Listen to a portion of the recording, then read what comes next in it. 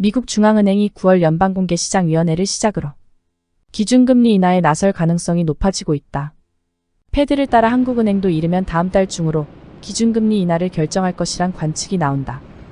여기서 가장 큰 악재는 한국의 가계부채라 할 수 있다.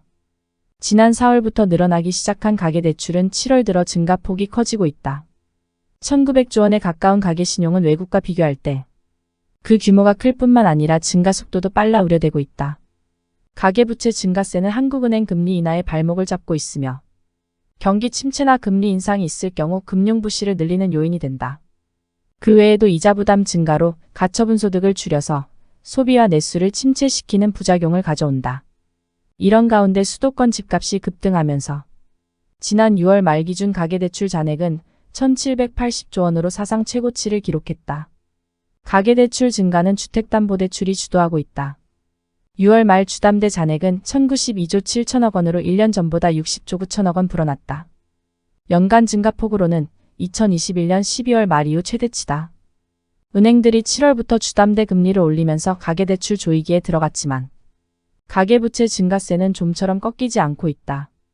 정부는 치솟는 수도권 집값을 잡기 위해 대출 규제 카드를 꺼내들었다. 금융당국이 최근 은행권 주택담보대출 신용대출, 이금융권 주담대의 총부채 원리금 상환 비율 스트레스 가산 금리 2단계를 적용하면서다. 시장은 금융당국이 빚내서 집 사라는 시그널을 준 것으로 인식했다. 가계빚의 급증은 아파트값 상승을 부추겼다. 강남 3구와 마용성의 아파트값은 사실상 전 고점을 회복했다.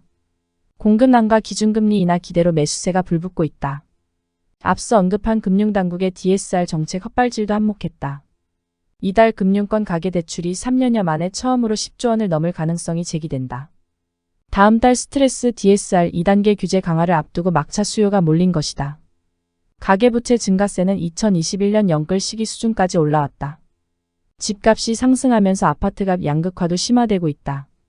소위 강남권, 마용성 등 서울 핵심 지역만 찾는 똘똘한 한 채 쏠림 현상이다.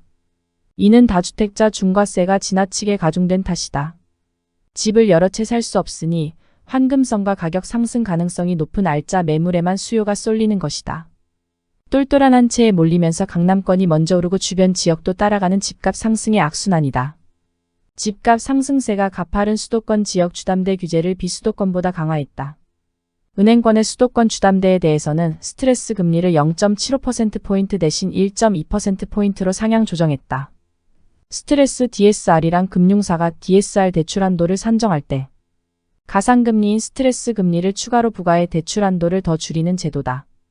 스트레스 금리 1.2%포인트 규제가 적용되면 연소득 5천만 원인 대출자가 30년 만기 연 4.5% 이자로 주담대를 받을 때 대출 한도가 3억 2,900만 원에서 2억 8,700만 원으로 4,200만 원 감소한다.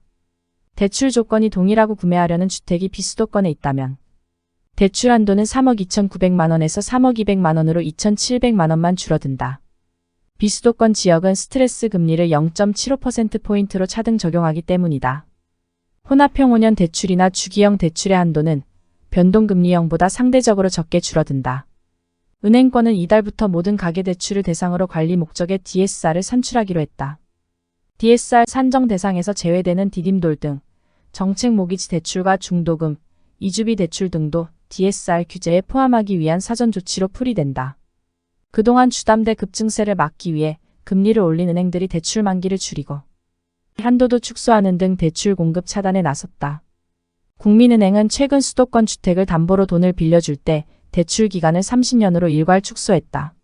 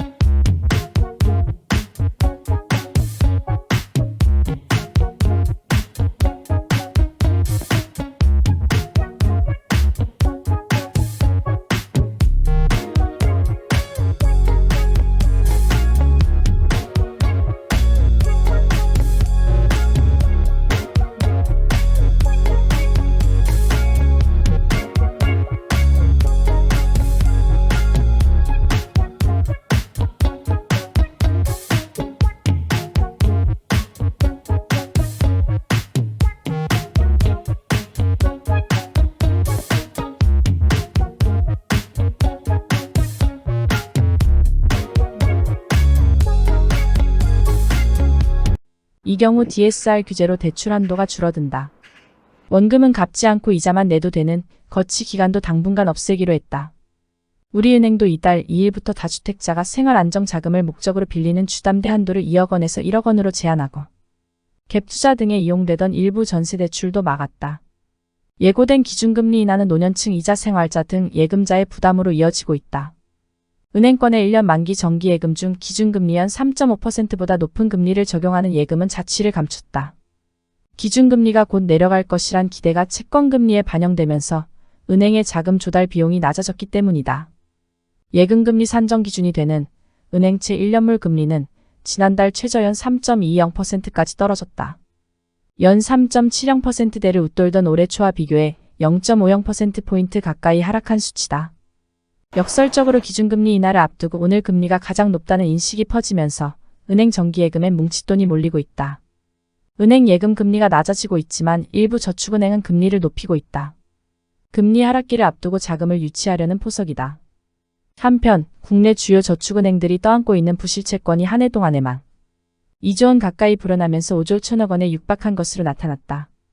금융당국의 부동산 프로젝트 파이낸싱 구조 조정에 따라 강화된 사업성 평가 기준이 적용되며 부실로 분류된 대출이 급격히 늘어난 영향이다. 이처럼 몸집을 불린 리스크에 발목을 잡히면서 일부 저축은행들은 자본력의 경고등이 켜진 가운데 금융당국이 이를 예의주시하면서 업계의 긴장감은 점점 고조되고 있다. 최근 저축은행 중앙회에 따르면 올해 상반기 말 기준 자산 기준 SBI, OK, 한국투자, 웰컴 등 상위 10개 저축은행에서 발생한 고정이하 여신은 총 5조 4,860억 원으로 전년 동기 대비 54.8% 1조 9,411억 원 증가했다. 고정이하 여신은 금융사가 내준 여신에서 통상 석 달 넘게 연체된 여신을 가리키는 표현으로 사실상 떼인 돈이다. 금융사는 자산을 건전성에 따라 정상 요주의 고정, 회수이문, 추정손실 등 5단계로 나누는데 이 중 고정과 회수이문, 추정손실에 해당하는 부분을 묶어 고정이하 여신이라 부른다. 저축은행별로 보면 OK저축은행의 고정이하 여신이 1조 3,776원으로 같은 기간 대비 66.5% 증가하며 최대를 기록했다. SBI저축은행은 7,680억 원으로 같은 기간 21.92% 늘며 그 다음으로 높았다. 신한저축은행은 고정이하여 신액은 2천억 원대로 가장 적었지만 1년 전보다 132.1%가 급증하며 가장 높은 증가율을 보였다. 부실채권이 대폭 늘어나다 보니 고정이하여 신 비율이 10%를 넘어가는 저축은행이 5곳이나 있었다.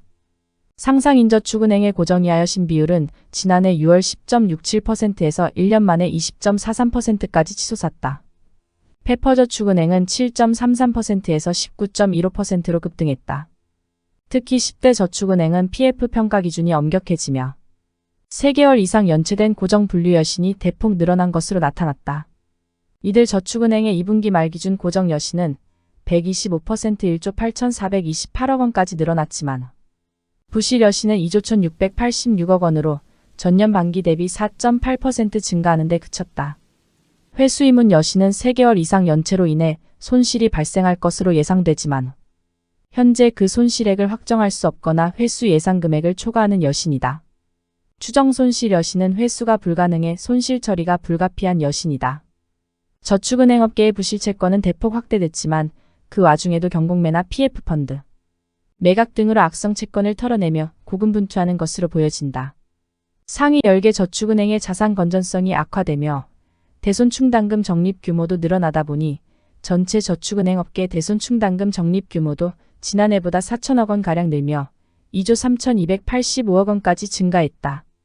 추가 충당금 적립 부담으로 국내 79개 저축은행은 상반기 3,800억 원대의 적자를 시현했다. 자본적 적성의 적신호가 켜진 곳들도 나왔다.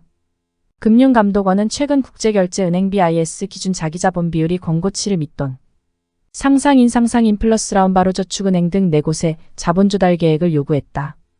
BIS 비율은 위험가중자산 대비 자기자본 비율을 의미하는 것으로 자본적 정성을 나타내는 지표다. 저축은행의 BIS 규제 비율은 자산 1조 원 미만은 7%, 1조 원 이상은 8%가 적용되는데 금융당국은 자산 1조 원 미만은 10%, 1조 원 이상은 11%를 넘기도록 권고하고 있다. 자산 1조 원 이상인 상상인과 상상인 플러스 저축은행의 BIS 비율은 각각 10.45%, 9.72%, 바로저축은행은 10.67%이었으며 자산 1조 원 미만인 라오는 9.01%로 권고치를 밑돌았다. 자산 건전성이 크게 나빠진 일부 중소형 저축은행에 대해서는 금융당국이 적기시 정조치까지 내릴 수 있다는 관측도 나온다. 한편 작금의 한국 경제 상황과 관련하여 포브스의 경제 전문 칼럼니스트인 윌리엄 패색은 금리 인하는 일종의 사면초가 상황에 놓인 한국 같은 큰 규모의 개방적이고 무역 주도적인 경제에는 거의 도움이 되지 않는다라고 내다봤다. 과거에 한국은 부국인 일본과 저비용의 중국 사이에서 샌드위치 신세였지만 지금은 사면초가 상태라는 얘기다. 패색은 일본이 자국 바깥에서 계속해서 상황이 더욱더 빠르게 변한다는 사실을 깨닫지 못하면서 급변하는 글로벌 경제 상황 적응에 큰 어려움을 겪고 있다고 진단한 뒤 한국 역시 시간의 촉각을 곤두세워야 하는 도전들을 맞이하고 있다고 경고했다. 또한 이 대목에서 패색은 인플레이션이 둔화하는 상황인데도 지난 22일 금리 동결 결정을 하도록 했던 이창용 한국은행 총재의 문제의식을 소환했다. 앞서 이창용 총재는 최근 서울대에서 열린 한 행사의 폐회사에서 구조적인 제약을 무시한 채 고통을 피하기 위한 방향으로 통화재정 정책을 수행한다면 부동산과 가계부채 문제가 더 나빠지는 악순환이 계속될 것이라며 왜 우리가 지금 금리 인하를 망설여야 할 만큼 높은 가계부채와 수도권, 부동산 가격과 같은 구조적인 문제에 빠지게 됐는지에 대한 성찰은 부족해 보인다고 말했다. 패색은 한국 경제의 구조적 도전들과 관련해 이 총재가 사상 최고 수준의 가계부채, 극단적인 저출생률, 치솟는 자녀 양육 비용과 교육, 미국에서 일본에 이르는 정책 불확실성 등 만성적 문제를 경고하고 나선 것을 긍정적으로 평가했다. 그러나 패색은 한국에는 구조적 개혁을 위한 시간이 많지 않다고 했던 이 총재의 발언을 거론한 뒤 아시아 4대 경제국인 한국이 직면한 최대 위협을 시간으로 보는 이 총재의 진단은 묻혀 있다고 지적했다.